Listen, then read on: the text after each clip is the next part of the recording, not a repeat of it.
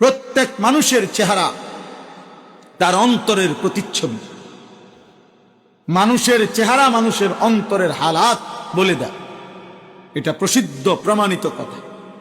এটার একটা সহজ উদাহরণ হইল, যেই কোনো মানুষ মানুষের চেহারার দিকে তাকাইয়া বলে যে কি মন খারাপ,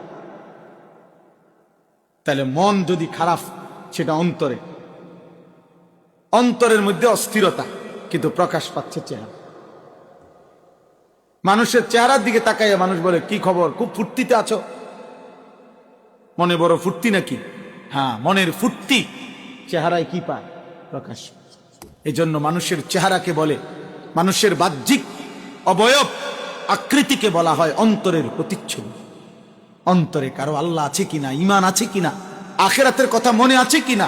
দোস্ত, তোমার চুল, চেহারা, তোমার সারা দিনকার অঙ্গভঙ্গি, চলা ফেরা, উঠা বসা, এটা দ্বারাই বোঝা যায়।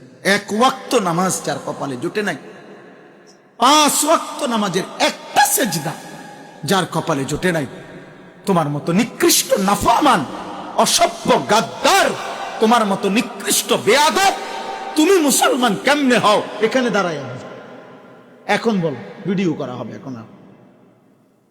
একটা বেনামাজি বল এখানে দাঁড়ায়, এখন দাঁড়ায়।